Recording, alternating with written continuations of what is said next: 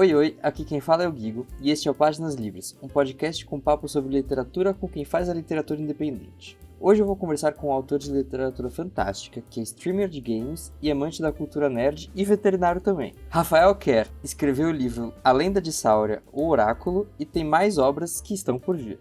E aí, Rafael, como que você tá? Tudo bem por aqui, e você? Tudo certo. Bom, então vamos começar aqui, né, logo do início. Então, como que você começou a escrever e por que que você optou pela literatura fantástica? Bom, desde muito novo eu sempre tive esse tipo de estímulo em casa, observando, né? Mas eu sempre tive gosto pela fantasia. Fosse num desenho animado, fosse num gibi. Eu acho que as histórias em quadrinhos foi ali onde começou a nascer essa sementinha, né? Onde essa semente foi plantada. E eu gostava de criar as minhas próprias histórias. Então eu pegava folha de caderno, fazia lá os quadradinhos, pegava a régua para fazer a margem. Na época a gente não tinha a tecnologia que tem hoje. Fazia os meus desenhos e criava ali algumas histórias. Conforme eu fui crescendo, a paixão por games foi sempre aumentando e tenho até hoje, né? E ali na minha adolescência, com meus 14 para 15 anos, eu comecei a ler, pegar livros mais robustos para ler. E eu comecei com Hobbit, que é um dos livros que eu sou apaixonado até hoje. E esse mundo de fantasia me encantou de uma forma que deu asas à minha imaginação. Então, esse foi o meu primeiro, digamos assim, esse meu primeiro estímulo, né? Foi o gibi, as histórias em quadrinhos e o Hobbit do Tolkien. E em seguida, quando eu tive a oportunidade, eu tentei botar isso aí numa forma escrita no papel para dar asas à imaginação, né? Muito massa. E você consegue assim mencionar dessas obras todas que você mencionou? Claro que tem o Hobbit, mas de quadrinho, de gibi ou até de jogos assim que você gosta muito, que te impactou muito nesse momento? Então, no gibi, nos quadrinhos, os quadrinhos da Marvel, os quadrinhos da DC sempre estiveram presentes, né? Mas muitos outros também que eu gostava muito de ler, principalmente quando era mais novo, que é Turma da Mônica, Tio Patinhas, que foi lá o embriãozinho mesmo, né? Onde tudo começou. Mas em determinada época da minha vida, não só os games, eu jogava muito RPG, que é o Role and Play Game, que é um jogo de interpretação de livros, né? E quando tinha as excursões da escola para Bienal, eu ficava maravilhado quando eu chegava naquelas lojas que tinham aqueles livros com ilustrações que a gente não tinha acesso. Hoje em dia você abre a internet, está tudo ali, muito. Você tem milhares de dragões, de orques, de fadas, de sereias, de anjos, tudo, tudo ali, um mais bonito que o outro. Naquela época você não tinha. Quando eu chegava na Bienal, e vi aqueles livros, aqueles bonequinhos em miniatura, aquilo me fascinou de Nossa. uma forma muito grande. Então eu comecei a jogar e a história do meu livro, da Lenda de Sáurea, que você mencionou, é baseado num jogo de RPG que eu joguei durante anos ali da minha adolescência. Foram anos, uma campanha que durou muito tempo, com um grupo muito bom, e me inspirou para escrever essa primeira obra e criar o meu mundo, que é criado em cima disso. Que legal, muito legal. Eu também, hoje em dia até que eu larguei um pouco, mas eu sempre fui muito fã também de RPG e tal, assim, você mencionou o Hobbit, né? O filme do Senhor dos Anéis, né, a trilogia original, me impactou demais na época, assim, que eu assisti, eu tinha ali 10, 11 anos, e falei, nossa, isso é espetacular, isso é o que há de melhor no mundo. E, e é muito legal ver como que, às vezes a gente tá fazendo um negócio ali só pra curtir, só porque gosta, né? Eu jogava Magic também. E aí, do nada, quando a gente cresce, isso vira muita inspiração, né? É algo que a gente tava ali se divertindo e depois a gente cresce e vira inspiração. Isso é muito legal. E eu imagino que escrever esse tipo de história, de fantasia, né? Com mundos repletos de personagens diferentes, mundos diferentes do que a gente vive, claro, com similaridades. Mas assim, né? Criar outras raças, esse tipo de coisa, é, deve ser muito complexo, né? Porque você tem que não só narrar a sua história, mas você também tem que mostrar o que que você tá narrando, né? Tipo, como é um elfo. Hoje, beleza, é o que você falou.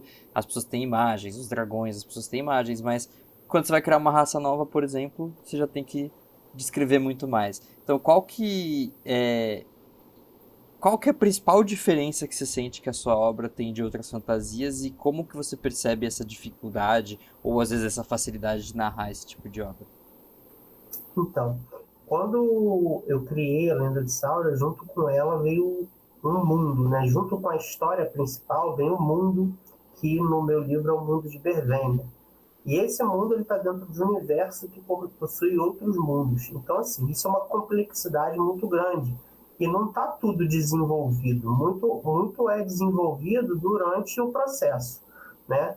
Então, tem algumas raças, como os Killions, como os Batoks, como os Urks, que foram raças que eu criei, e aí, saindo um pouco das raças mais tradicionais, né? É difícil você dar característica de personalidade, de cultura, de tipo de ambiente que aquele tipo de raça específico prefere viver, como que são os hábitos deles, quais são as danças, quais são as comidas, isso tudo você tem que desenvolver. Mas para mim, nunca foi uma dificuldade muito grande, porque eu sempre tive imerso nesse tipo de situação. Então, para mim, é natural. Os meus momentos criativos é, são os momentos mais improváveis. Eu não estou pensando, eu não estou escrevendo, eu não estou focado em fazer aquilo e me surge uma inspiração. Eu tenho que anotar num papel ou num bloco de notas ali aquela ideia base e daquela ideia base eu vou desenvolvendo, eu vou puxando linha, vai para cá, vai para lá, e aí eu consigo fazer essa formação. Então, o Magic é maravilhoso. Eu comecei a jogar Magic na terceira edição, só tinham duas edições antes, né? Foi praticamente no início.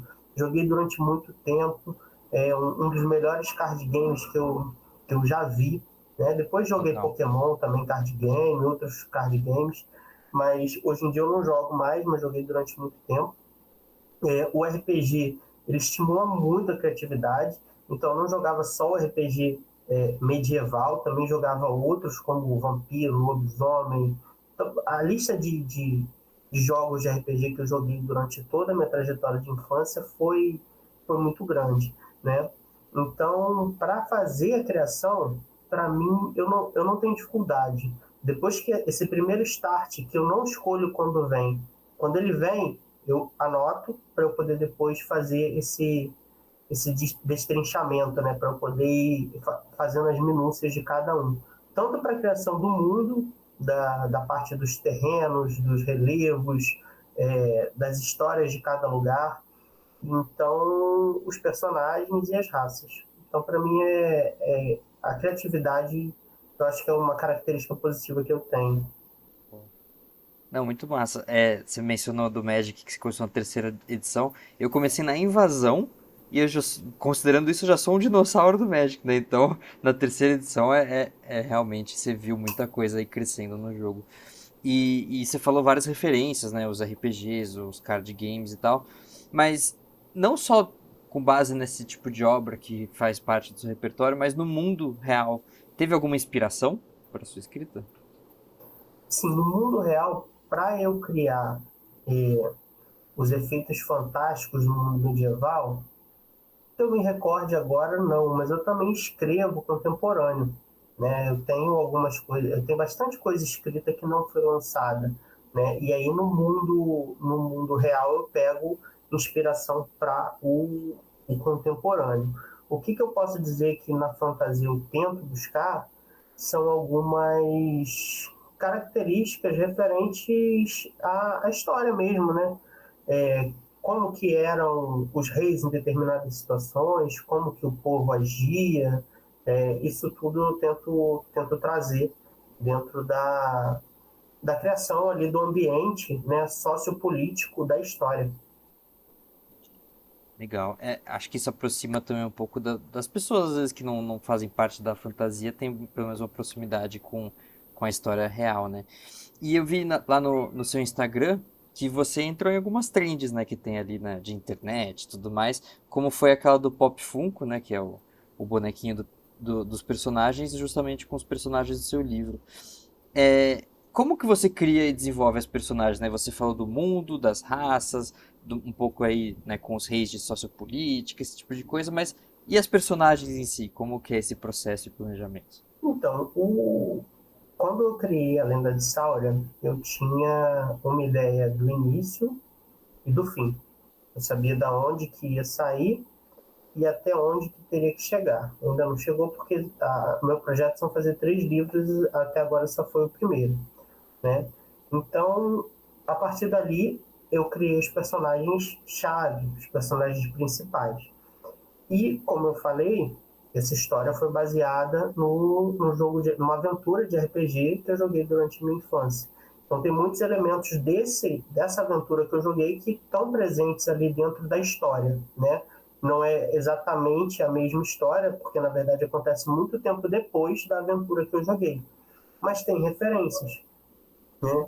Então eu consigo criar alguns personagens durante o momento criativo da escrita. Então tem personagens que não existiam no início e que por necessidade eles são colocados dentro da trama, mas os principais não. Esses eu me dediquei com um pouco mais de afinco, né? E aí eu tive que criar eles porque a história giraria em torno deles, né? Então foi um processo totalmente de inspiração e criativo. Eu falei, ó, vai ser uma personagem mulher, vai ser um personagem homem, vai ser um personagem idoso.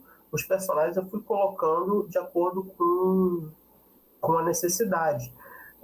Uma coisa que assim eu não menciono muito, mas é que essa história ela foi escrita em 2008, tá? Ela foi escrita há muito tempo atrás.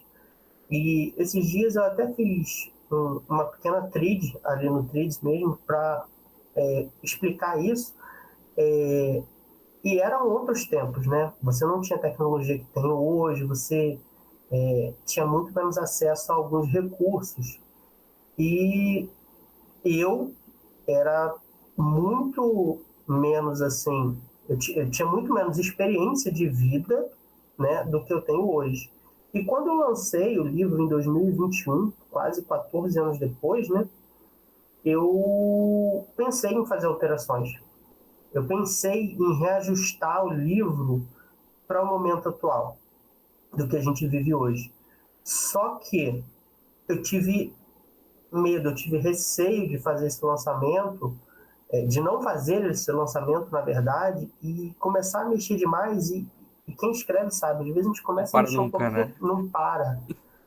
Quem faz desenho também, querer ser perfeccionista, né? Querer a Sim. perfeição, e às vezes você não vai atingir isso. E por esse medo eu lancei do jeito que estava. Eu falei, não, eu vou lançar e eu vou fazer o segundo, e no segundo, se for necessário, eu faço algum flashback que volta no passado e tem a explicação do que aconteceu. E foi o que eu fiz. E aí o segundo está dando muito mais trabalho. Né? O segundo está dando muito mais trabalho para lançar. Eu pretendo lançar no final desse ano. O primeiro projeto desse ano é um outro livro, né? Mas é mais ou menos isso. Tá? Com relação à criação, é basicamente isso.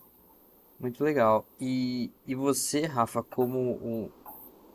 você é streamer de games e você tem essa questão da cultura pop, né?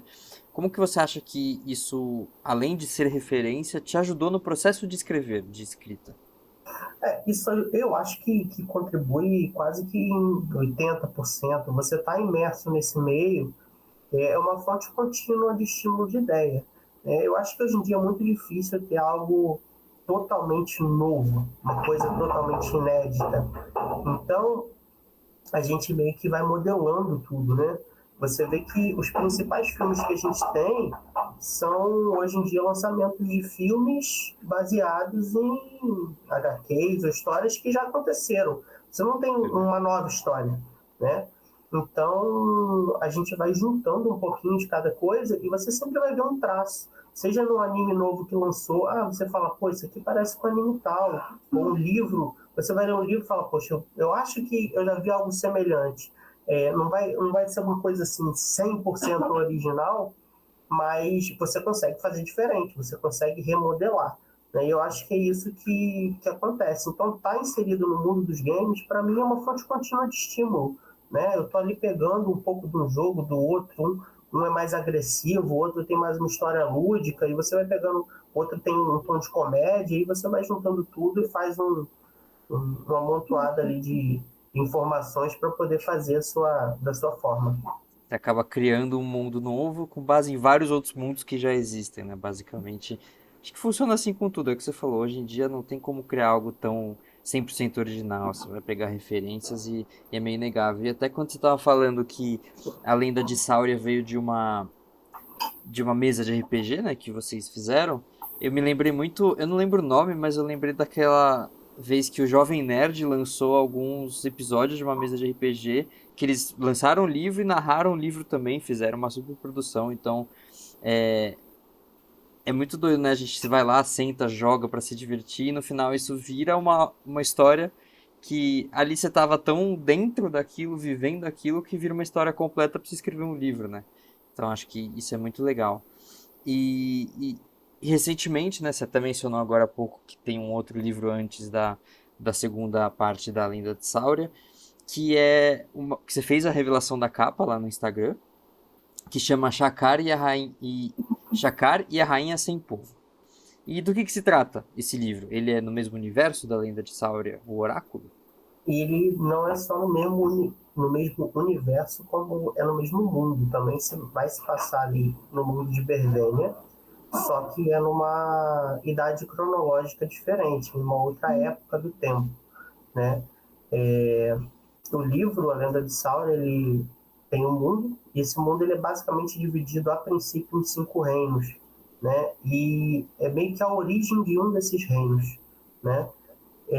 Antes desse livro nascer, antes de Shakar e a Rainha Sem Povo nascer, eu tinha um outro projeto, né, que é sobre a raça dos Urks, que era falando a história do Urk, vista pelo lado dele, né, e não pelo lado dos humanos. Só que, para eu poder explicar tudo o que acontece nesse livro, que seria baseado nos Urks, eu precisava de uma história anterior. E aí essa história anterior veio a ser batizada futuramente de Shakar e a Rainha Sem Povo. Entendi. E me surgiu uma curiosidade aqui, né, que você falou que o mundo se chama Bervênia. De onde veio esse nome? Qual que é a história por trás desse nome? Olha, foi um nome assim. Eu precisava de um nome. Para ser sincero para você, em 2008, eu já não lembro mais o porquê que eu criei esse nome. Eu acho que eu tirei isso de algum jogo fazendo uma junção de nomes, né? Essa é o que eu tenho na cabeça. Mas nos meus primeiros escritos era o nome que estava. E aí acabou ficando Bervênia, e eu mantive. Legal, legal. E como que você imagina então a sua obra daqui pra frente, né? Você já mencionou que pelo menos até o final do ano você pretende lançar a segunda parte, mas vão vir mais spin-offs, vai ter a trilogia completa, até quando? O que que você está imaginando aí nessa trajetória? Então, se tudo correr bem esse ano, a gente vai ter Chakar e a Rainha Sem Povo, a princípio em e-book, e se eu conseguir também a versão física. Lenda de Sauria tem as duas versões. Legal. E no final do ano, a Lenda de Sauria Os Cinco Reinos, né, que seria o segundo livro da trilogia. Eu tenho muito material, como eu falei, não escrito. Né? Não escrito não publicado. Escrito e não publicado. E muita coisa na minha cabeça que eu quero botar no papel. Então, a tendência é que eu vá cada vez mais dando informações para os leitores do mundo. Então, a tendência é que tenham novos spin-offs, que tenham alguns focando como personagens principais outras raças, como eu falei do Urk. Tem livro que o personagem principal são Kyrios, que são Batoques. Lá no Insta tem algumas imagens. Eu tenho soltado bastante imagem lá para já deixar o pessoal aguçado. Tem gente que olha e pergunta, nossa, tá tudo isso no livro? Não, tem gente que vai ler o livro e fala, nossa, eu não vi tal coisa, porque não está naquele livro ainda. Vai ter que Calma. esperar, vai ter que esperar o livro, mas eu vou soltando ali spoilers do mundo para pessoas já ir se ambientando. E na hora que aparecer, eu falo, esse aí eu conheço, é um dessa raça, né? Acontece assim, sabe? Então, eu acho que eu tenho um futuro promissor se eu conseguir colocar todos os meus planos para correr, né? Ele vai trazer pelo menos uma obra por ano seja um spin-off mais curto ou seja um livro mais complexo. Tá ótimo, e conte aqui com o podcast para divulgar seus novos lançamentos lá na frente também. E antes de chegar assim na última pergunta, eu queria saber se você acha que a sua profissão, que você é veterinário, né, no CLT, se você acha que essa sua profissão, ela tem algum impacto na sua escrita? Se te influencia de alguma maneira ou não? Olha, eu entrei na faculdade muito cedo, né? Eu entrei na faculdade com 17 anos, com 22 eu me formei. Hoje, esse ano, já faço 40 anos, então, assim, passou muito rápido. Eu acho que agrega de alguma forma, não direta, mas de uma forma indireta, né? Pelas experiências de vida que a gente tem, pelas coisas que a gente vê, então, às vezes a criação de uma criatura, o comportamento que ela teria em determinada situação, um instinto mais primitivo, eu acho que nesse sentido ajuda sim. Né? A parte médica, né? Dependendo de algum personagem que for ter uma característica assim, eu acho que pode ajudar principalmente nas criações de criaturas e nas escritas de mundo contemporâneo. Legal, bem legal. E na sua visão, né, como que é ser um autor independente aqui no Brasil? Ser autor independente aqui no Brasil é você se superar cada dia, né? É você buscar estar sempre melhorando para fazer o seu trabalho e tentar deixar isso o mais profissional possível. Cada um está numa curva de aprendizado diferente, né? A gente está sempre buscando melhorar, ou pelo menos deveria, no meu ponto de vista.